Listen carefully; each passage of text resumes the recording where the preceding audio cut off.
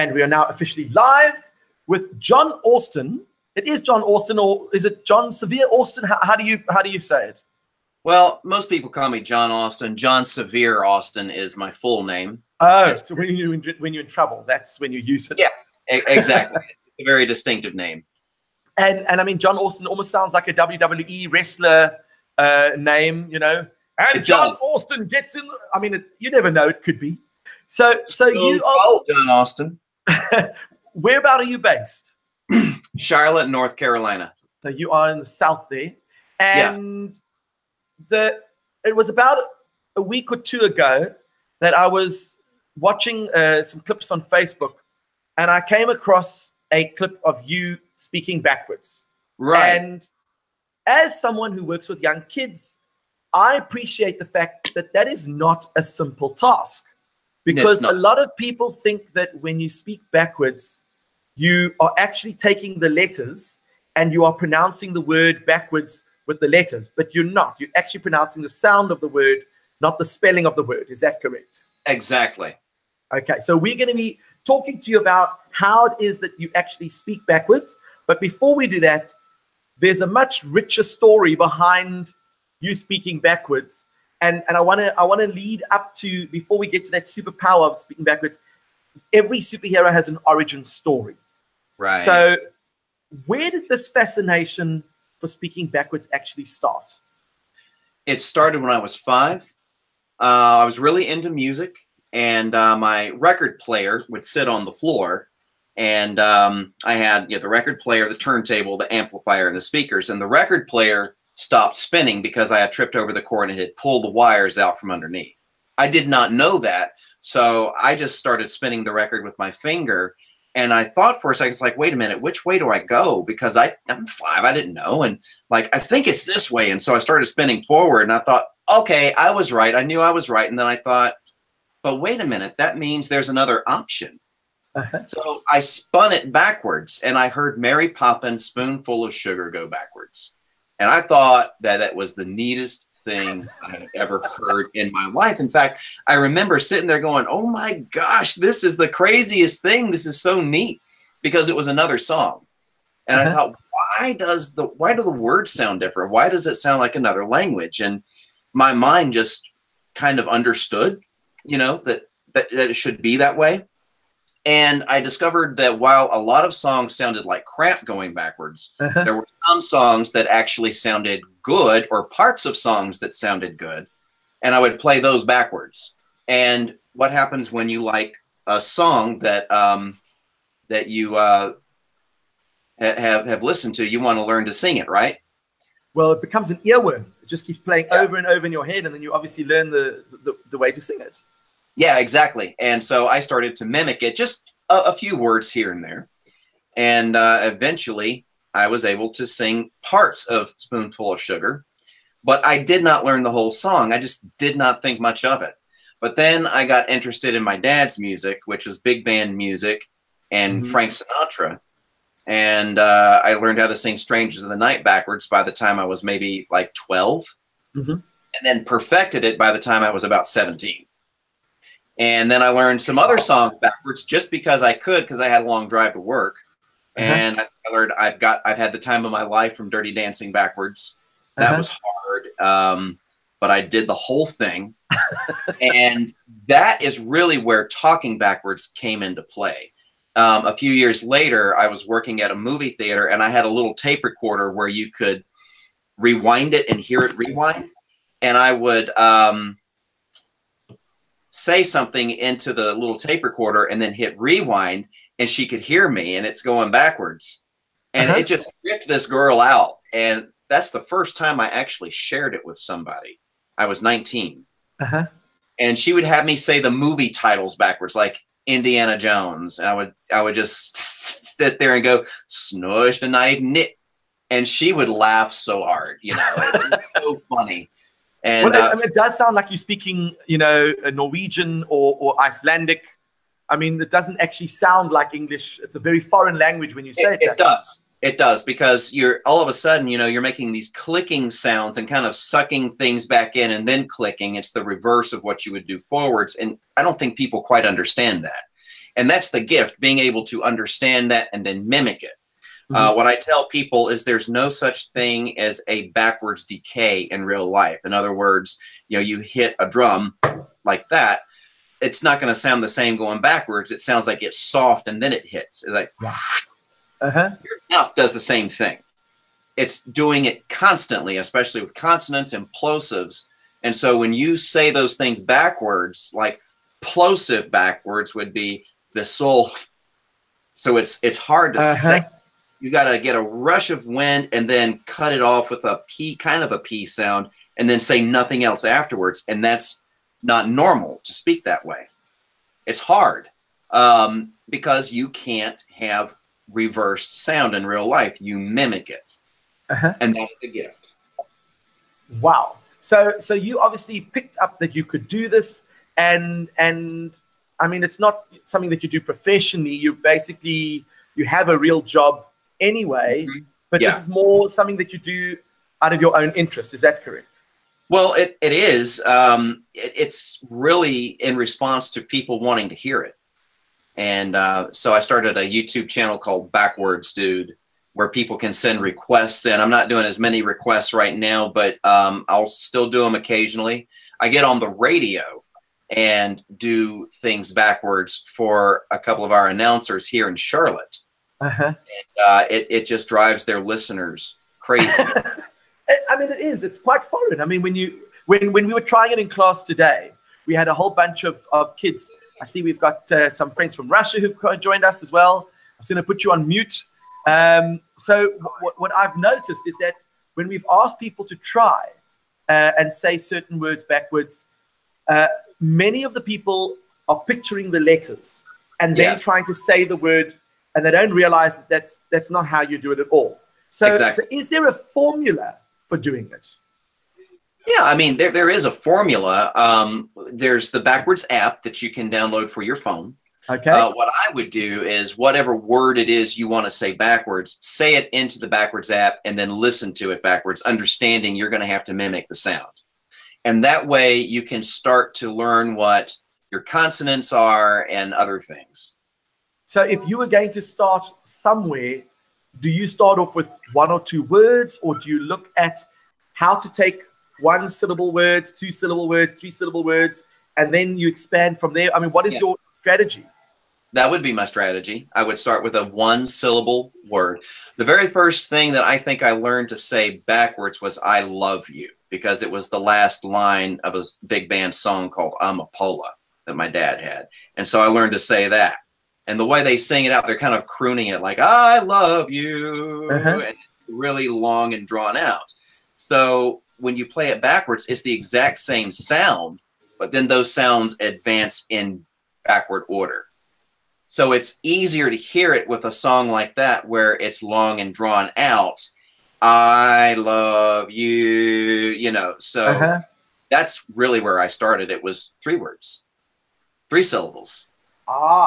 Yeah. And another thing that I discovered was that a lot of times when you're listening to stuff backwards, it sounds like it's saying something that it's not. That's because words are running into each other and you can't tell where one changes over to the other. So it's sounding like 2 words might be 1 word in a foreign language, or 2 or 3 different words might sound something different in English. Like it's another English.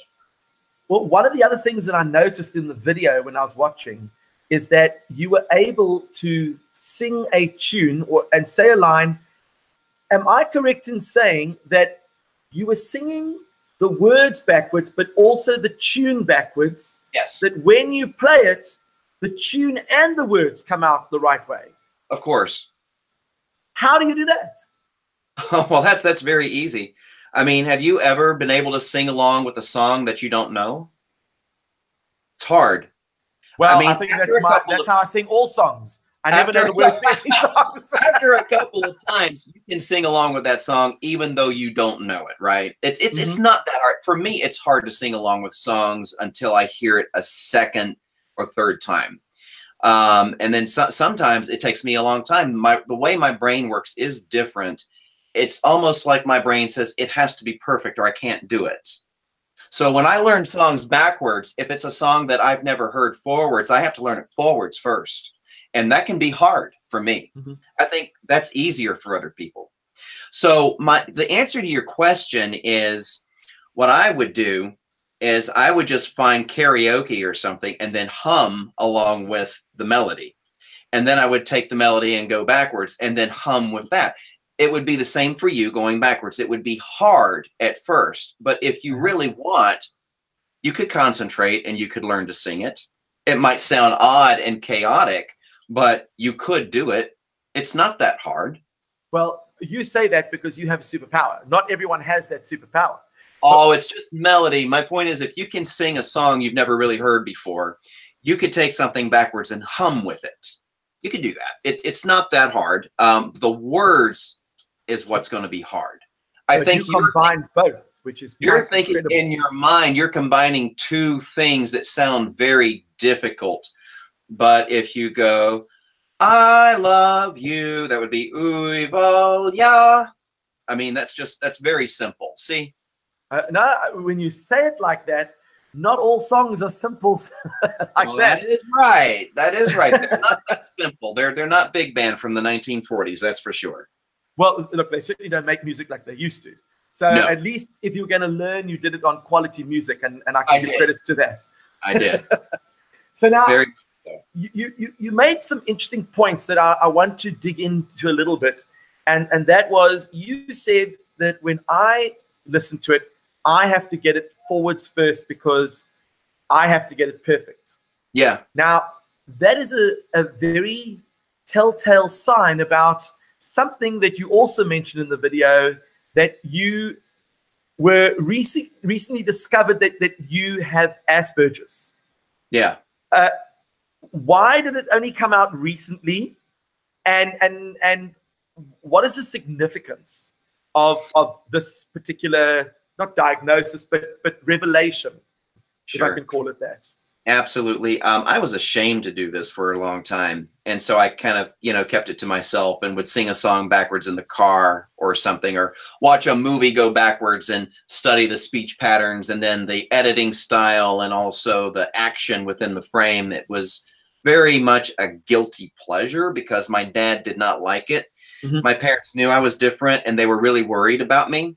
And so every time they would see me doing this, they would get real upset, especially my dad. Okay. He wanted a son who was a football player and hero and all of that. And here he's got this kid who can't do his schoolwork and can't get along with other kids and is playing his records backwards and movies backwards, for God's sake, and it really frustrated him. So it made me feel less of a person. And so as time went on, I just kept it to myself. When I went to film school, we all had our laptops, and this is 2008, and we had sound editing programs on there. And I remember it was a New Year's Eve party, and I told somebody I could do this, and they're like, wait, say it into my program. And the whole place just erupted. I mean, they couldn't believe it. They're like, you are going to be famous one day. You get famous. I had to, when I came back to Charlotte from film school, it's kind of back here in the Southeast where things are not as creative as they are on the West Coast. And so I just kind of hit it again, and I got a new group of friends, and they said, well, okay, do you have any kind of special talents? Tell us about yourself. And I said, well, I can talk backwards, and when you reverse it, blah, blah, blah. And they're like, no, get out of here. And that's when one of my friends said, there's an app you can download that will reverse everything. And we want to see if you're telling the truth. That's where it began. That's where Backwards Dude began. And I just started doing it. Did not know I had Asperger's. I ran into one of my buddies from film school who happened to be from here. And we wound up working together in a video job. And we worked with someone else from the film community, and I did this trick for him, and it turned out that he worked for the video department of a place called Southeast Psych. And Southeast Psych specializes in Asperger's syndrome. And he said, our doctors are dying to meet you. And I said, Oh, wow. Well, you know, I don't need therapy or anything, but it'll be nice just to see them. And they wanted to do a little video skit with me. And while we were working on it, the head doctor told me how brilliant I was. And I laughed and I said, "You've got to be kidding." I said, "I am not brilliant at all. I could never do my schoolwork, and people don't like me." And he said, "Exactly." He said, "You are a different thinker." And he said, "You are a true superhero." He said, "You have no idea." I mean, how did it make you feel when that was revealed to you? I felt like I should not claim that, and that I should not tell people, because people would probably think that I was selfish, and that I'm proclaiming something I ought not to proclaim, and what's the word I'm looking for? Prideful and arrogant for saying that. And so the way people have treated me when I have sat down in the past to do video editing for certain clients is there will be some sort of a mistake, and it could be because I didn't have the right information, or they weren't paying attention when they should have, or maybe I wasn't paying attention, but they were never huge mistakes, and they would just make me feel horrible. I mean, throwing things, cursing. Oh, it was awful. You had the wrong clients. Very, very, very condescending, and said no one else would ever make that mistake. And, you know, it got to the point where, you know, I had to leave those jobs and leave those people. And when I got off into the bigger world, I started realizing, you know what, there's another side to this. And the people who complain over these little teeny tiny mistakes, even though they might be frustrating, they've got a problem. And they don't have the same gift that I've got. But it's because of things like that that I felt that I should not say that I'm smart, that I should not say I'm brilliant. That has turned around. I sat down with the doctor and I said, "Why are you telling me I'm brilliant?" And he said, "You have Asperger's syndrome." And he didn't say I had anything. In fact, he made it a very big point to let me know that there was nothing wrong with me, and that I am very gifted, that my brain's wired a little different. He calls it lemon flavored water. And he said, "There's absolutely nothing wrong with you." He said, "And it's not about talking backwards, John." And he's like, "I want to be clear about this." He said, "Your mind has the ability to do other things, and you just haven't found it yet." I think I have found that. I understand what he's saying. It is a problem-solving mind. And that type of thinking can be used in all aspects of filmmaking, from visual effects to filming movies out of order, or doing something backwards to achieve an effect. And not even that, but in like I said, manufacturing, problem-solving, all kinds of things.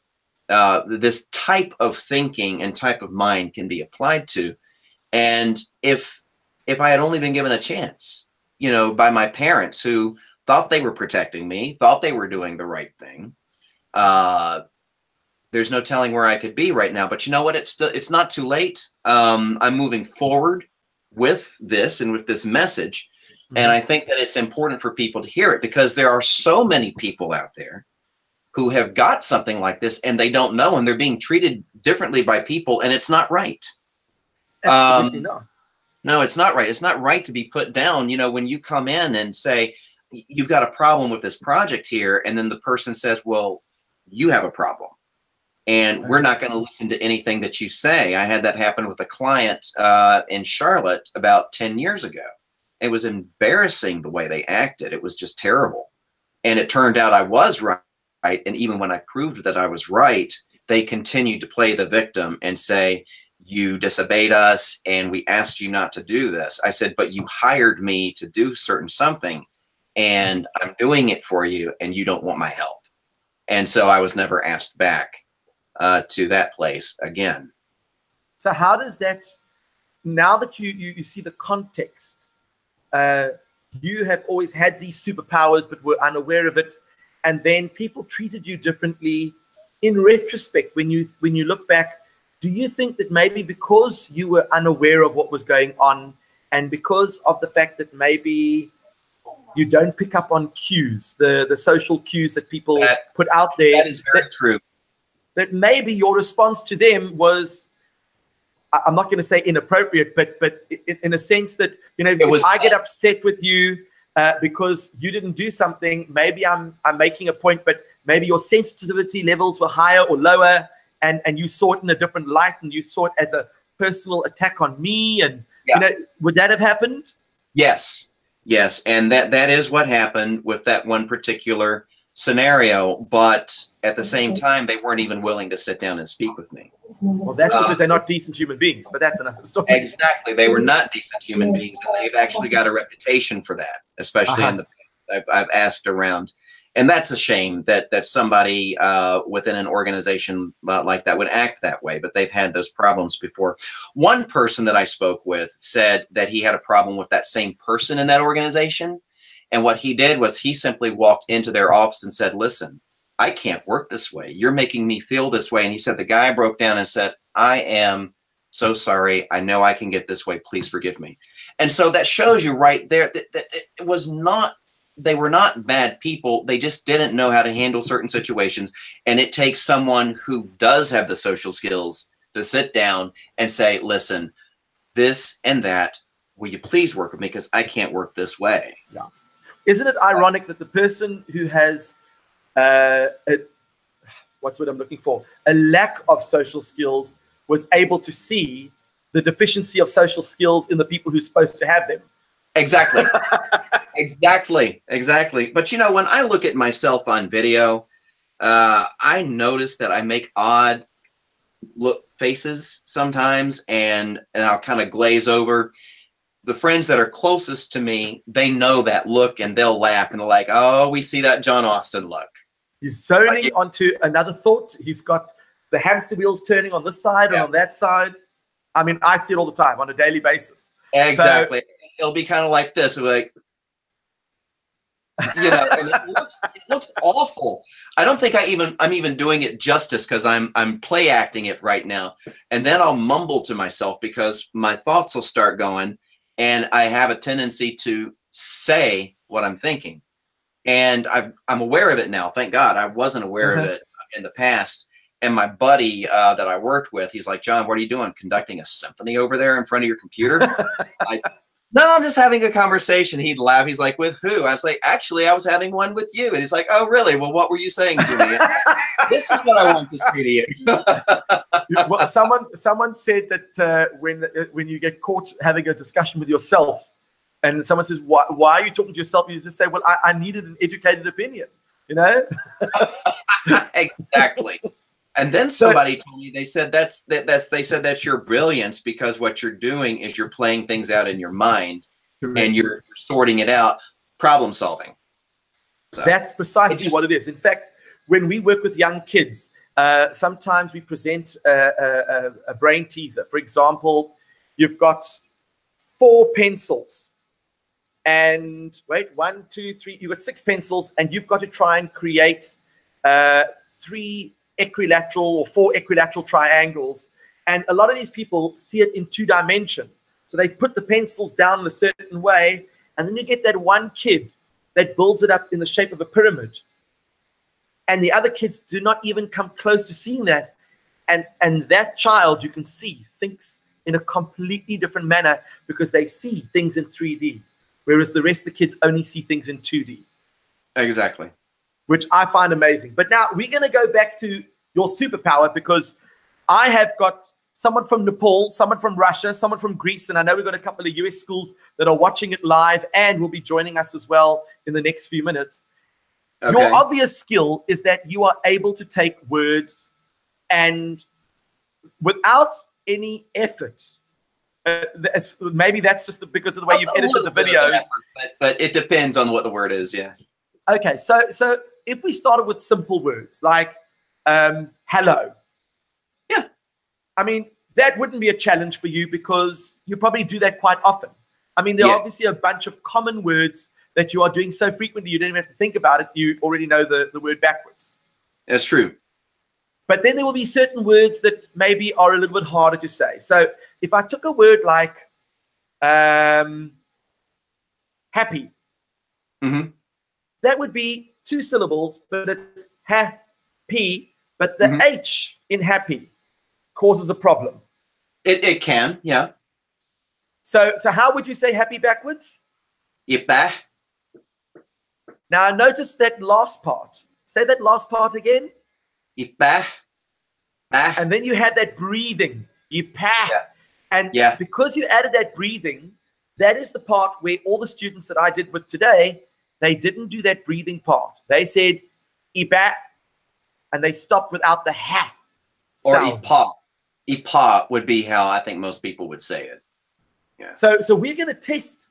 I know that we've got Kiki in Greece, and we're going to see if any of her students can take a word and say it backwards. We'll do a simple word, and then we're going to throw it at you and see what it would sound like, and then we need to prove who was correct in this case. Okay, you got my app right here. So where's Kiki? We got your students over there. You're going to unmute yourself. Okay. Hi. And hi. We're going to take a simple word, and we want to try and say the word backwards. So let's choose a nice word, a nice Greek word, because you guys are out there in Greece. So let's try something like baklava. Baklava? Baklava? You know baklava? How do you pronounce it in Greece? Baklava. Baklava. Baklava. Yes. Which is a lovely traditional sweet dish. How would you say baklava backwards? Us? Yes, we want to know how you would say baklava backwards. Baklava backwards. Yes, well, do we have baklava? I don't know. Well, girls? Abalkab? Abaklava. Well, I mean, I don't know if we can do this. Does that sound right? They got it right except for the consonant, like except for the K. Avalkab. Okay, how would you say it, John? Avalkab. There was a aval. I noticed an extra little sound there. Yes. Over. Yeah. So now, can you record it and play it the other way around, and let's see if it says baklava. Okay, baklava. Avalkab. Here we go. And now he's going to play it for us. Baklava. Did you hear that? Yeah. It sounded like baklava to me. And of course, you know, I might say baklava. They might say baklava. You know, it might be a different emphasis on the sound. And that would obviously change according to what you need to say. Yeah. So if you say baklava, that'd be avalkab. I see what you're saying. I see what you're saying. Now, of course, you obviously get traditional things like supercalifragilisticexpialidocious. Right. Can you say that one backwards? Sure. I'll go ahead and do it. Okay. Okay. I'm going to put Kiki on mute so we don't have all the extra sound coming through. Okay. Sure. Okay. So shows the light skep gets illustrated. And that backwards. Supercalifragilisticexpialidocious. Now, you've obviously done it a few times. Oh, several. Okay, so that one was a little bit easier for you because you were familiar with the word. But if I had to give it to you first time, it wouldn't have taken you a couple of seconds to work out. Or are you able to do that? Probably, yeah. I probably could have done that. Wow. Okay. The way I'm seeing is I'm breaking that word up in my mind because I know what super is backwards. It'd be urbus. Cala backwards would be alah. And then fragilistic, I would think of fragile. That backwards is olshdarf. And then listic, kitsil. Aladocious. So docious I already know is sashwood. Because dosh, I'm hearing like show or shwood. So, you know, what I might have to do is, if I did not know that, if I'd never said it, I might have to write down that on a piece of paper, but my mind would work that way, and then we would work back from there, and I'd be able to say it.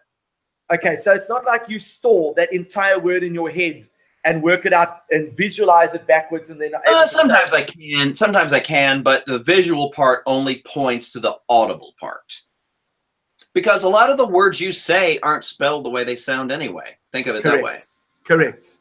So, for example, nice is N-I-C-E. Yes. But when you say it backwards, it's not Ekin. No. E-C-I-N. Right.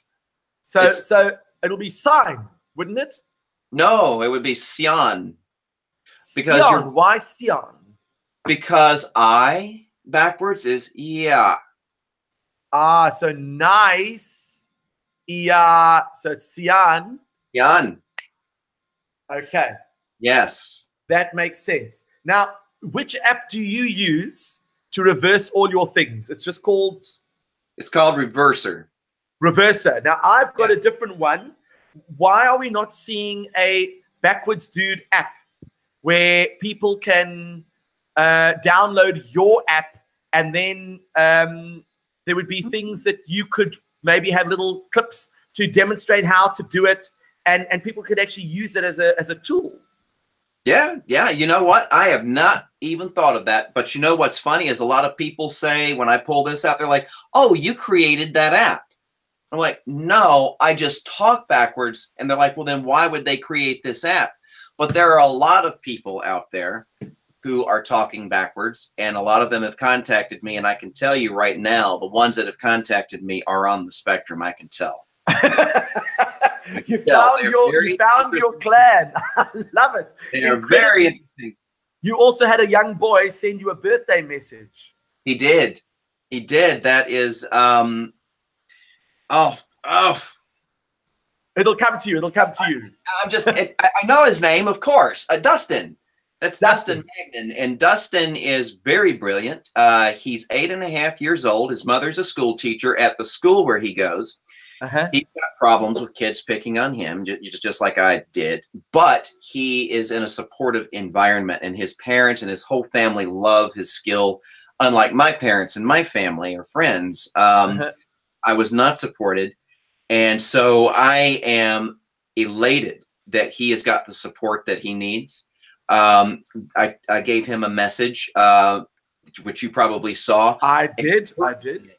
Encouraging him to not ever be afraid to be different, because his mind is so much more than talking backwards. And even if I don't know what his schoolwork is like, but even if he's having trouble in school and getting along with people, in addition to his schoolwork, he will rise above that, if he keeps a good attitude and he's continued to be supported.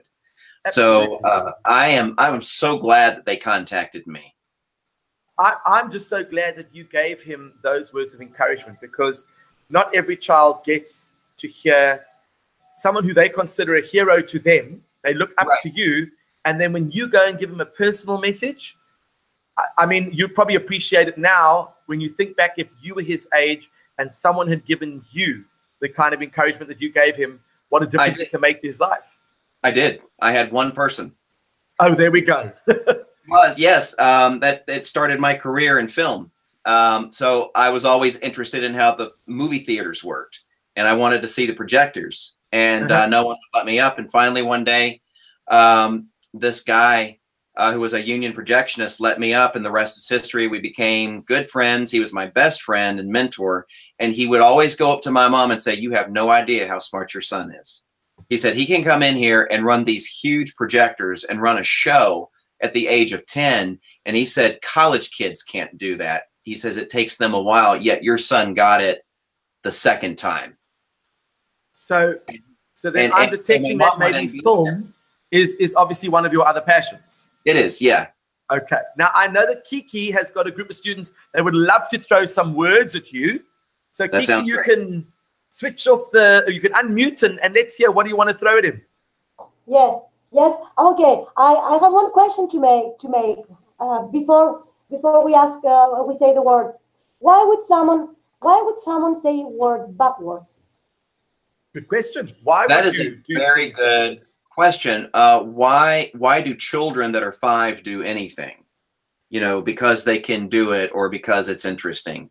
And in addition to that, why would somebody ever make inventions like the telephone or a car. You know, those people were seen as crazy, you know, back when they did, especially movies. You know, you were seen as crazy if you went to see a movie back in the early part of the 20th century. I remember hearing about that. So why do anything would be my response to that. Children are the ones who usually take things and do them backwards because it's silly and comical. Mine was more of, wow, this is very technological. This is musical. I can come up with a different version of a song.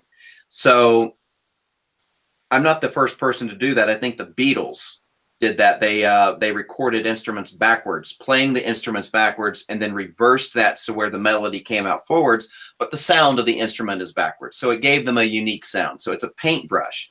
That is why you would do something like that. Does that make sense?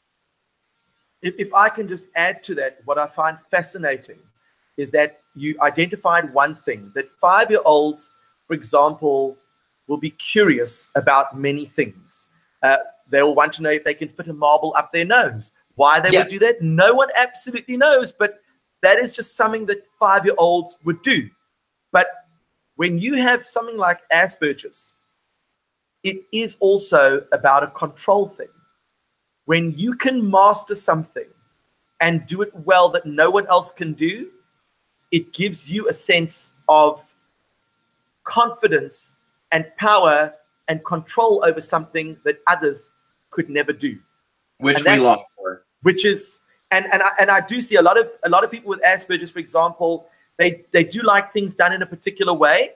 Yes. There's a little bit of OCD mixed into it. They like to there's a method, and they don't like to change the method. If they've got a method that works, they stick with that method. Would you agree with that? I do agree with that. And what hurts is when you've been doing something and you think that it works, and then somebody else comes up and shows you actually it can be hard. But yeah, that I found the older I get, it's very important, you know, because there's so many people out there, and when they're good at what they do, you need to listen to them. But you know, that's what I did when I was 10 years old. I listened to my union projectionist friend tell me this is how this is done. He's one of the best at what he did. And so I took that, you know, in my teen years, in my 20s, and was a projectionist and was known for being one of the best in Charlotte. Sure. All right. Well, I know Kiki's got some stuff they want to try with you, so they're running out of time. So what do you want to do? You want to say some words? Are these going to be Greek words? No. Let's do English. Good, because this is an English class that they have there. Good. Can we say phrases as well? Small. Two short phrases. No, very short phrases. The collocations, for example. What? Collocations. Can we use collocations as well? I don't know what that is. Oh, well, I mean, like for example, break out. No, this is a phrasal verb. A phrasal verb. So you know what I say? Just try it, and then let's see if John can do it. Yeah. What is it you want me to say? Okay, girls. Ask the word quickly. Cooperative. Cooperative. Cooperative? Yeah. Cooperative. Cooperative. Cooperative. I had to figure that out. I noticed. Cooperative. Did you hear that? Play it again. Cooperative. That was a hard one. You know, I've never done that one before. Thank you for that. Good one. I love it. So what was the word? Was cooperative. How did you say that backwards? What was the word you said? Cooperative. Power. That is definitely Icelandic. I'm telling you now. If you were to walk into Iceland and speak to them normally, but everything backwards, you would be fluent. Absolutely fluent. Okay, have you got another word to trick him? Come on, you've got to be able to trick him with one word. Achievement. Here we go. Nemvista. Oh. Achievement. How's that? That sounded Russian, though. That wasn't Icelandic. That was definitely Russian. That's funny. We'll have to find one that sounds German next. For the next one. Okay, how about schnitzel? Schnitzel. Okay. Schnitzel. Lustensch. Schnitzel. There you go. This is a talent, but these are obviously one word. Maybe you've got 2 or 3 words you want to put together. Sure, there you go. You want me to come up with one? Oh, no, we're going to get you. I've got some hard ones. They just want to do 1 or 2 before their class leaves. I'm going to get you. All right. Okay, which one? Application form. Application form. So if you're going to go fill out an application form. Application form. Okay, here you go. Application form. Mrolfne Shekelback. Oh, okay. Application form. Okay, now, before they do anything, Kiki, I want to show you something that I saw, which I thought was amazing. John is able to take a line and he's able to sing it backwards with the tune going backwards as well. So, as long as I've learned the song. As long as you learn the song. So maybe give us a couple of songs to pick from. We'll pick one song. Make you believe in love. Make you believe in love. The song. I don't know. Do you know that song? I don't know that one. Let's see. You would ask me to sing a song because then I draw a blank. Okay. So what about a jazz song? I mean, there must be some great jazz numbers that you know. Thank you. How about the first jazz song that I learned? Amapola. I'm a polar. Amapola, my pretty little poppy. You're like that lovely flower, so sweet and heavenly. Now do that backwards. Let's get it backwards. All right, here we go. Il ne vehne niu sosral filbold at Galroy. Ifa fully der piam. All right, here we go. You have very nice voice. You have a very nice voice. You've got a great voice, they say. Okay, here we go. Amapola, my pretty little puppy. You're like that lovely flower, so sweet and heavenly. Did you hear it? Wow, that is. But what I find interesting is that if you've practiced this song a few times, then you can almost make it sound seamless, like it's not a rap type sound, but actually like you are singing it the right way around. Exactly. So is that something in your mind that you... Thanks, Kiki. I know that they have to go soon. All right. See you guys. Thanks a lot. So, I mean, do you sometimes get in your mind that you actually want to try and get the song so perfect that it sounds like seamless? Yes, absolutely. Phantom of the Opera is one of them that I sing Music of the Night. And I did that very well. You can look it up on my YouTube channel. It came out incredibly well. I couldn't believe how good it came out. And how much of the song do you sing when you're actually doing it, or you just do a couple of lines? No, I did half of the song because somebody had asked for Phantom of the Opera. So I gave it to him. And but I decided to just give them half of the song because I thought the whole thing might be too long and I might make it, because with YouTube videos, you want to make them kind of short. Correct. So that's why I did half of the song. So yeah, that one was difficult, but I learned it. Actually, I had learned it when I was in my early 20s. No, I didn't learn it. I liked listening to it, and I thought it was too hard to learn. But now I was able to take what I had learned listening to it in my 20s, which has been a long time ago, and was able to do it now. Wow. So obviously, look, so singing it is where it all started. It wasn't just about the words. It was actually the music that interested you. So what kind of music do you listen to today? Huh? What is your musical influence today? It's a smorgasbord. I'm mostly classical. But the popular stuff I like is alternative, like Fleet Foxes, Band of Horses, you know, like classic rock, like Led Zeppelin, Styx, things like that. What else do I like? Vance Joy is one of my favorites. So a lot of alternative music is what I like to listen to. So what you're really saying is that you like listening to music with hidden messages when you play them backwards. And I'm sure you know the history of some of those songs. I know that there's no such thing as My Sweet Satan and Led Zeppelin stereo. I was waiting for you to pick that one out. Did you ever see, there was a TED Talk, Shermer, the guy spoke about conspiracies, and he works for a magazine, I think called Skeptic, whatever. It's a great talk, because he talks about things that pop up that are just absolute nonsense, but people think that there's meaning behind it. And he plays the song, and you don't hear much, but then he tells you what words to listen for. Right. And once he's primed you, you can hear all those words. Of course. Which I can't.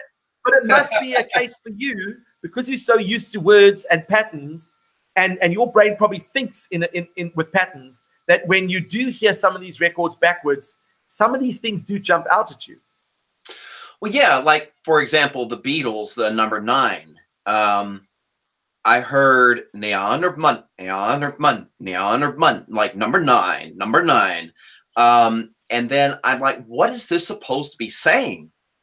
And so I looked it up on the internet, and they're saying, well, it's supposed to say, turn me on, dead man. And so I listened to it again, and it sounded like it was saying, turn me on, dead man, but I knew that it wasn't. So my perspective shifted, and it's like, I see how somebody that doesn't understand these patterns could think this is saying, turn me on, dead man, turn me on, dead man. You know, it's really number 9, neon or bun. And you knew that straight away. Yeah. But even though you knew it, when they said it could be something else, you might have been swayed a little bit. When I found out what it was that it was supposed to have said, or what they think it's supposed to say. So, then, you know, the picture that you look at, there's something else about it, and you have to switch your perspective to see the other part of the picture. That's kind of what that's like for me with Turn Me On, Dead Man and number 9. I see. And you're going to have to remember it's about the way they are saying it, and their pacing, and how they're saying the syllables, and how they are shaping their vowels. Number 9, you don't say, when you say 9, you don't go 9. That's how they're saying it. You just say 9. So, you know, they're saying it very different there. So when you play it backwards, it's going to give you a different effect. I see. And maybe they just didn't know how to do it. Exactly. Interesting. So now you are obviously in the film industry. Are you an editor? Are you the creative? What do you actually do in the film industry? Well, I'm an editor professionally, and I'm now starting to become a bit of a cinematographer. I've done that before, but I wouldn't say that's my strength. My strength is editing, and I do have a good eye for composition. I'm in both roles for my company right now. I also am doing on-camera stuff and on-air stuff for radio for Backwards Dude. I'll be in my first TV commercial this summer for insurance. That is brilliant. It is absolutely brilliant. It's car insurance, and the message is you don't buy insurance after you've gotten into a wreck, which is perfect for backward speaking. So they were asking, you know, what use is this? Well, the use is entertainment, the use is marketing, the use is advertising. This is the 21st century. We do things like that. You know, watch out, world, because we're going to have more Dustin Magnans coming along that can do these things, and you will start to see Hollywood talk backwards. In fact, they've already done it on a show called Twin Peaks. They say all their lines backwards. They didn't do it very well, but they did it. I shouldn't say that. They did do it well. They don't do it as well as me because, and maybe they didn't want to do it as well as me. Maybe it's supposed to be that way, but they did it, and that should tell you something right there. it's going to become more with people like me and with a young generation like an 8.5-year-old. What's it going to be in 10 years when he's 18? Is he going to be on camera? Is he going to be a personality? Or, you know, could he be somebody, you know, working in an office or a big company, you know, figuring out problems and designing things? You don't know. Well, you know, someone actually asked Neil deGrasse Tyson. They said to him, you know, he was, you know, doing one of those audience question and answer things, and he's a very well-known astronomer and astrophysics presenter and lecturer in the States. And someone asked him, you know, do you ever come across people with, you know, ADHD, Asperger's, you know, autism, that type of thing in your field? And he said, it's quite ironic, but most of the people that I work with have some form of autism or ADHD because they're not in it for the people aspects. They're in it for the space aspects, and they are very good at what they do. Yes. And they don't want to socialize. They want to solve problems and identify stars and planets, and they're not there for the people. They're there because their passion lies in the work that they do. Exactly. So he said, you know, just because you have autism doesn't mean that there's no space for you. In fact, some jobs you have an advantage over other people because you don't get distracted by the people stuff. You are focused on the work stuff, which is what companies actually want. Exactly. So you probably find that in your work, when it comes to editing, when you are zoned in, and that's another thing that I find interesting with the kids that I work with, and that is your focus is not great generally, but if it's something that you're passionate about, it's like you've got a locked on tractor beam and nothing can distract you. Well, you know, that's getting back to one of the editing jobs that I had with the religious networks. Everybody hated their job there, and nobody wanted to pay attention to the material because it's not what any of us wanted to do. And because of that, some stupid mistake would get made. They're like, John, how could you do that? Like, because I don't want to be here. And I finally realized, you know, like I said, there was harassment there on top of that. And it was so bad. I mean, it could have been a lawsuit, to be honest with you. But I didn't do that because it would have looked bad. I don't think it would have solved anything. And it's better just to let them go their way and then me, because they wanted away from there anyway. So I think that, you know, and something like that, for someone like me, I need to realize, you know, there are other people who feel certain ways about things and maybe the same ways that I do. And I need to have a little compassion. I need to have a little understanding about it.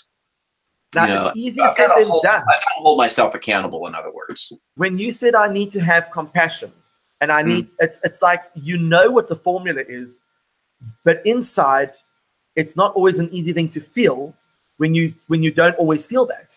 Yeah, don't inconvenience me with this. No. I'm just thinking that you probably, you know, you analyze things from a scientific, like I'm probably guilty of this too, that I try and take emotion out of the decision and rather look at the facts, because that makes sense. You can work it from that way. If you get emotion in, sometimes it sways you to the wrong decision because you think in your heart of hearts, maybe we should have gone that route. Yeah. In terms of Reverse Dude, where is Reverse Dude going in terms of moving forward? Backwards Dude. Sorry, Backwards Dude. Oh, sorry, Reverse Dude is another guy. He's driving all over the place. Probably so. My competition. That'll be Dustin Magnan when he gets a little older. He'll be Reverse Dude. Okay. So where is Backwards Dude going? He and I are going to partner sometime. And speaking of that, his family's like, we would love for you guys to partner together sometime. I would love to partner with him. I mean, it would be perfect. You know, I'm, you know, old enough to be his dad, you know, and everything. And so it's like, yeah, you know, here's this guy, he's mentor for this young guy, but the young, how much mentoring does he need? Really, seriously. I mean, he can stand up there and say words backwards with me. We could be an act, you know, there's no telling. I mean, there's more people like him out there. So, you know, there's no telling where this could go. And I think there's a very relevant message attached to it. And that is, just because you're on the autism spectrum doesn't mean that you are left out, doesn't mean that you don't get the job. In fact, you are probably more qualified for the types of jobs that you want to be in than most other people, you know. Why do you think people don't get it? I mean, you said that you experienced a lot of bullying when you were younger. Why do you think they didn't get you, and why do they need to be so nasty about it? You know, gosh. That's a tough question. Where do I go from there? Here's something that I want to say to that. I've always had my friends. They've been few and far in between, but there are always those people who have loved me, and they love me exactly the way I am. Okay. And so the people who don't get it, I think they're tied up in their own world. I think that they do need to be given a little bit of grace, but I do have to kind of stand up and say, you know, you need to pipe down. You need to be a little more compassionate yourself. But, you know, what do you do when somebody like me comes along and they don't seem friendly? That's where I have to say, you know, I've got to have some understanding for these other people. But some of the ways that some of these people have acted in the past is just really out of line, and it's unnecessary. And I can stand here and say that with confidence because there have been plenty of other people in my life that have said, no, John, they are wrong to act the way that they do, even though X, Y, and Z, because I like you just fine and you're an amazing person. But now what's interesting is when you say that, it's almost as if you need to check with other people if what other people are doing is even appropriate. Exactly. Your own warning bells are not saying, no, you don't have to check with other people. They are definitely wrong. You actually have to check with other people because there might be some uncertainty. Exactly. Yeah, and my friends know that about me. And I'll call them up. So I'm like, John, you know, this and this and this. And I've got people, good friends, and I know they feel like they need to look after me sometime. But the ones that are my true friends, you know, they also give me credit. Do they ever give you a tough time? Because true friends would do that. Do they keep you on your toes? Yes, a couple of them do. Is that a good thing or a bad thing? Because maybe it helps you. Maybe it hinders you. I don't know. I would say that with a couple of friends, definitely has helped. Definitely has helped. There have been some of my friends. They're like, John, you're not on the autism spectrum. Don't worry about it. Don't worry about it. I'm like, but how do you explain all of this in my life? You know, way back when, and even now, you know how people treat me.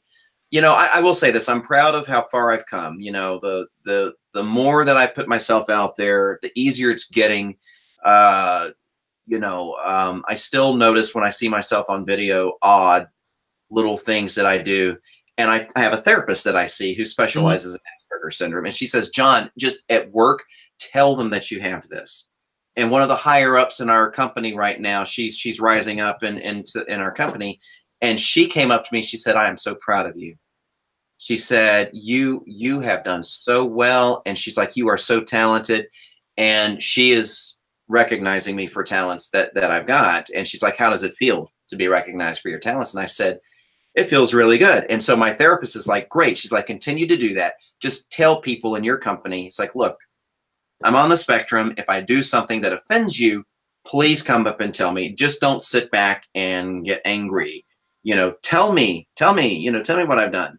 So I think as long as I can, you know, keep a good attitude, it'll be fine. There's some people who I've met that are on the spectrum that they are so unpleasant that I don't even want to be around. That is so funny. And it's true. You know, I'm fortunate. I'm on a very high functioning end of that spectrum. Yeah. And so that is why it's so frustrating for my parents, my family, my friends in the past. They're like, John, you're making this up. You're doing this on purpose. And I'm thinking, I'm doing what on purpose? Like, I'm just being myself, you know. It's I mean, that I get, and I have to say that, you know, I interview a lot of interesting people quite frequently, and what I like about you is that you don't really realize the potential of your own talent. I mean, really? you're starting to, And you also maybe, you know, you might think that it's a quirky thing. Maybe a few people might like it. But on the internet, with so many people watching, you're always going to have a following of at least 100 to 200 people that think, I want to be able to do that. Yeah, that's true. You know, so, I mean, I understand that, you know, from a, you know, when you take your past and you couple that with some comments that people make every now and again, it kind of like rattles the cage a little bit, and you might feel, you know, how do I respond to that? But at the same time, through all your interaction with people, you're starting to gain incredible skills in dealing with it. Yeah. And that's definitely coming through in the way you approach different topics and speak about things. I even see that you think about which words are appropriate to use because you want that whole phrase to come out in the most appropriate way. And that's showing empathy and sensitivity towards issues. I mean, that's amazing to watch. And I've always had that. I've always had that. In fact, my peers in school used to say, especially in 5th grade, John Austin, better known as too nice. So I try to be nice to make up for where I'm lacking. I've always known it. Yep. But when you're too nice, what do people do? They walk over. Take advantage. They take advantage. And then what happens? You sit back and you take it, and then you blow up. And they're like, oh, that John's a hothead. You know, but I have got, this is what I found out from my therapist. I've got a lot of patience. She's like, John, you've got a lot of patience. And she's like, you shouldn't have to be putting up with that. You got to stand up. You got to say something. And she said, don't let it get to the point where you want to throw something across the room. You know, I've done that. Not at somebody, in front of somebody. I've done it in front of someone, like, you know, trying to get their attention. And thank God, you know, that doesn't happen much, but that's the thing. You know, you don't let it build up to that point. Well, I hate to burst your bubble. You obviously don't have teenagers running around the house because that tends to happen all the time. It's like you need air traffic control for the things that are flying across the house. So now, John, I want to ask if there was a message that you could give to people with regards to your backward speaking and how to develop that talent or that skill. Where do they start? And obviously, tell us about your YouTube channel. Do you give online tutorials on, you know, the basics so that people can actually get into this? Okay, wait, that was a lot. Repeat part. I understand. Okay, well, go. First part is you have a YouTube channel. Right, I do. And you're obviously recording messages that people give you, but are you able to also give tutorials in terms of today we're going to learn how to do this or that, and that gets people started in the whole backward speaking thing? Yes, usually it's from a request, responding to a request. Somebody wants to know how to say their name backwards, or they want to know how to say something. Oh, someone wanted to know how to sing Rudolph the Red-Nosed Reindeer backwards. And that was a video I had posted 2 Christmases ago.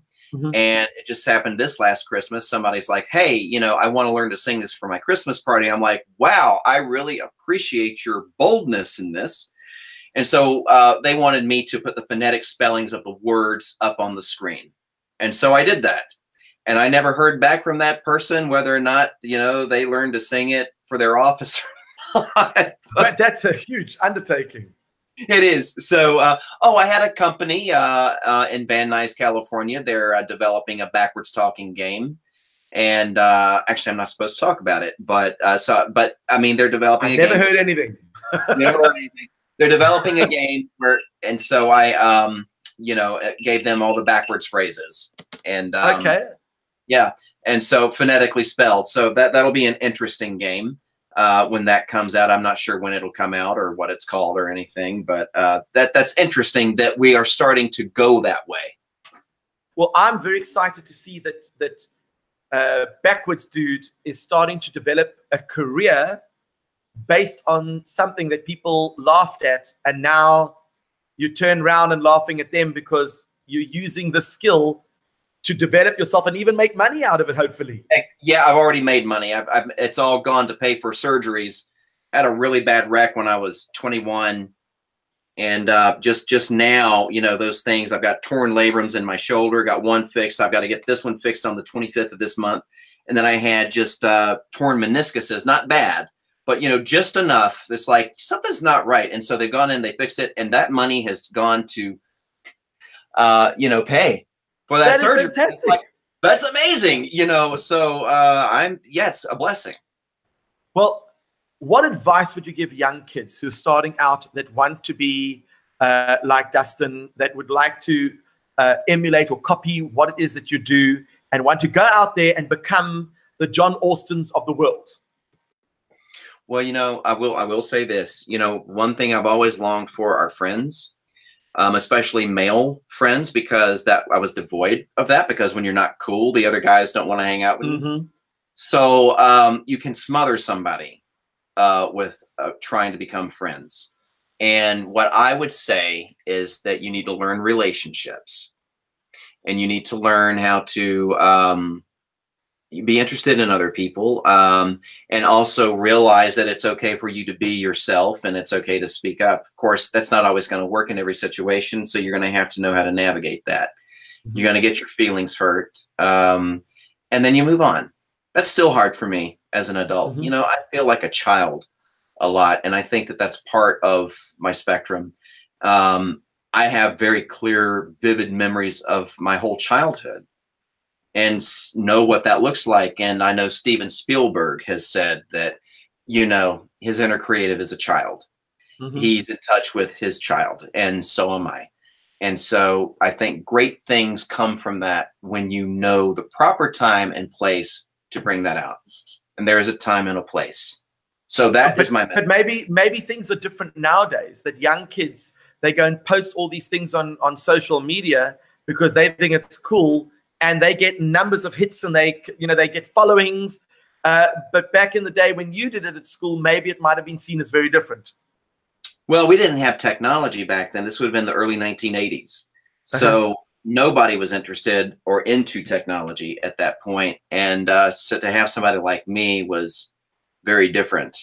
I can imagine. You know, I had all my tape recorders and movie cameras and projectors and stereo equipment and rigging that stuff and playing madcap pranks on the phone and recording, you know, people's voices, calling other people up, playing back the voices, and they think someone else calls them, and then record their reaction. I mean, those are the kinds of pranks I played, and I was a vicious prankster, let me tell you. I've still got that. That is a good thing. That is a good thing. Well, all I can say is that it was an absolute delight climbing inside your head for the while, just learning what drives you, how you make these things work. And obviously, I'll encourage all the people who are watching this live now to go to John's YouTube channel. What is is it just called Backwards Dude? Yeah, so it's BACKWORDS. Backwards. Oh, backwards. I like that. A little play on words there. Yeah. And I will have a website up, hopefully within a couple of weeks. It'll be backwardsdude.com. Okay. We're figuring out what to put on there already. You know, it'll be, you know, between entertainment and also Asperger's awareness. So, you know, those will be the two things that will be on that website. Does it not amaze you that this skill is not only leading to like financial gain, you still enjoy what you do, and now you're bringing awareness to the Asperger's spectrum, which means that you are like becoming the custodian for the youth that you might have missed out on. Yes, yes, absolutely. Absolutely. Well, I think that is absolutely amazing that you had that opportunity to do incredible things. And what do they say? With great powers come great responsibility. Responsibilities, exactly. And so I've got to start owning up to that. You know, there's no way that somebody about 10 years ago was very discouraging to me when I went to film school. They told me I was too old, and that the kids in school would spin circles around me with their technology. The guy told me that I had a large hard drive and a slow computer. He told me that. But you know, what kind of person says that? A person that has a problem with themselves. Correct. And so when I went off to school in 2008, I discovered a lot of things. I discovered I fit right in. And then I discovered that a lot of people came to me for help because I already had experience as being an editor. So that was kind of my thing, you know, going to school. So, and I fit right in with them. a very, very youthful 38-year-old I was. And people thought I was, gosh, they thought I was 25. So this pretty angelic, girly look that I always had growing up turned out to be something that was a card in my pocket, you know, when I got older. And it still is. It still continues to be, and I'm grateful for it. And if somebody wants to come up and tell me that I can't have young friends or go to school, well, that's their problem. I'm going to. Now you've learned to switch off. Huh? You've learned to switch off. Now yes, it doesn't get to you anymore because you've proven them wrong. Exactly. That is amazing. Well, I mean, this whole session has been filled with gems, and I hope that the people that are watching, in particular, people who feel that they are different or have different skills or abilities that maybe they've been teased about. I think that the message that you've given today has been very strong and very powerful, that of course it's okay to be different. There are something like 7 billion people in the world. Why would you want to be like the others? You know, you want to be the one that stands out. Nobody is the same. You know, we all try to dress the same. We try to act the same and listen to all the same music, and see it. That's never worked for me. No. And I think it's a good thing that it didn't. No. So we are going to be watching your growth and your success as Backwards Dude. Obviously, we signed up to your YouTube channel, and I'll be watching the buzz feeds and things on Facebook, because hopefully there will be a lot more coverage on the connection between what you can do and where you came from, because I think that is a very powerful message in itself. Absolutely, it is. That is very cool. So, John, I'm going to say thank you so much. I'm going to stop the broadcast just over here.